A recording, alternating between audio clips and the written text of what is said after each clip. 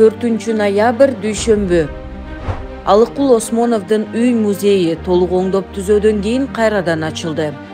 Каржы министрлиги аскер кызматкерлеринин пенсиясын жогорулатуу үчүн соцфондго 140 миллион сомдон ашык каражат бөлүүнү пландоодо.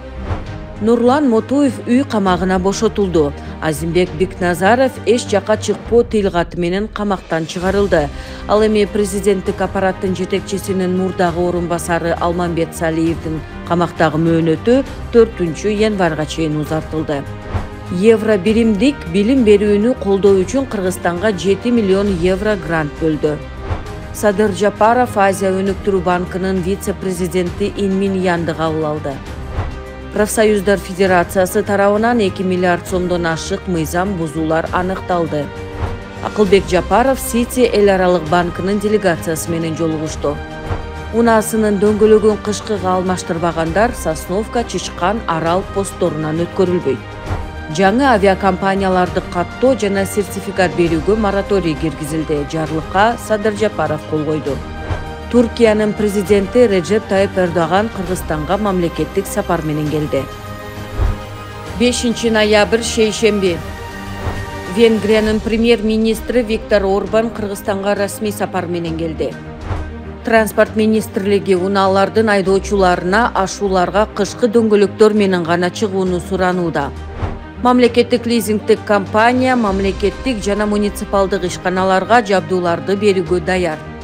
Азербайжандын президенти Ильхам Алиев Кыргызстанга келди. Алиев Чыңгыз Айтматовдун үй музейинде болуп, түрк элдеринин маданий байланыштарын чыңдоого кошкон салымы үчүн Айтматов атындагы орден менен сыйланды.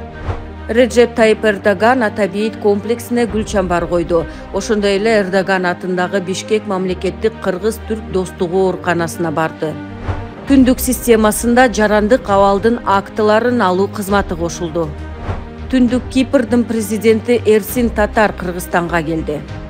Реджеп Тайып Эрдоган ынтымак кордоо имаратынын босогосун аттаган биринчи чет элдик лидери болуп калды. Эки президенттин расмий жолугушуусу ынтымак кордодо өттү. Официалдуу иш-чаралардан соң өлкө башчылар чакан курамда сүйлөшүүлөрдү өткөрдү. Жыйынтыгында бир катар эки тараптуу документтерге кол коюлду.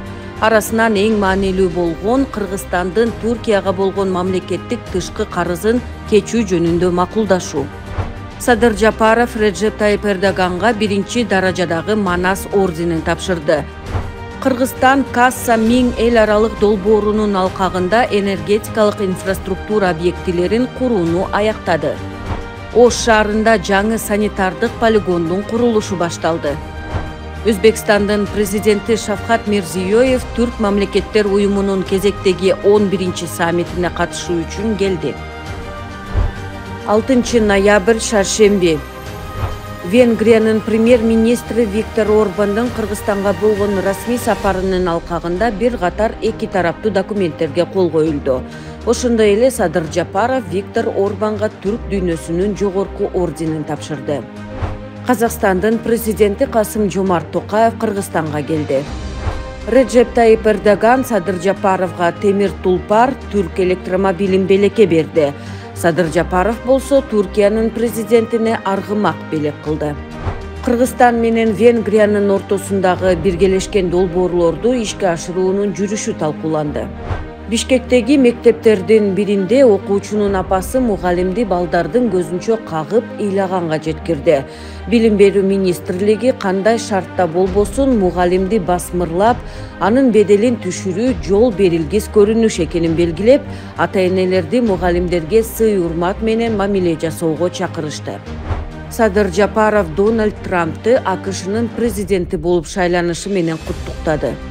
Бишкек жана Ош шаарларынын балдар онкогематология бөлүмдөрүнө дээрлик миллион сомдук дары-дармектер берилди.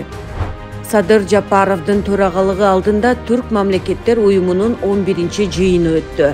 Мамлекет башчылар бир топ суроолорду талкуулашып, бир катар маанилүү документтерди кабыл алып кол коюшту. Бишкекке Түрк мамлекеттер уюмунун санариптик борбору макамы ыйгарылды. Ал кезде биринчи айымдар бир катар социалдык тармактагы иш-чараларга катышты. Ал эми километрга созулган тыгында калган жарандар күлкүлүү билдирүүлөр менен алаксып жатышты. 7 ноябрь бейшемби. Садыр Жапаров журналисттерди кесиптик майрамы менен куттуктады. Маданият министри Асол Малдакматовага Түрксойдун медалин тапшырды. Нарын дарыясына түшүп кеткен кызды издөөгө 54 адам чыкты. Кыргызстан менен Өзбекстан темир жол кызматташтыгынын жаңы багыттарын талкуулашты. Президент тарых жана ата-бабаларды эскерүү күнүнө карата кайрылуу жасады.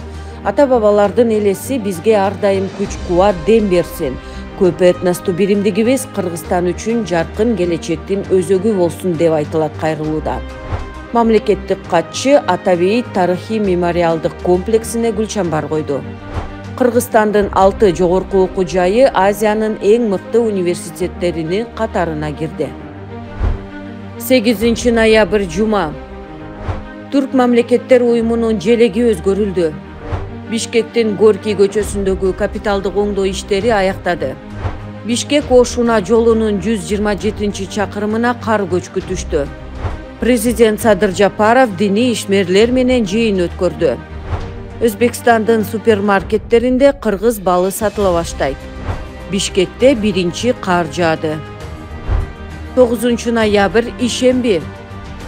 Бишкектеги номер 57 мектептин мугалимин ыйлаткан окуучунун апасына айып пул салынды.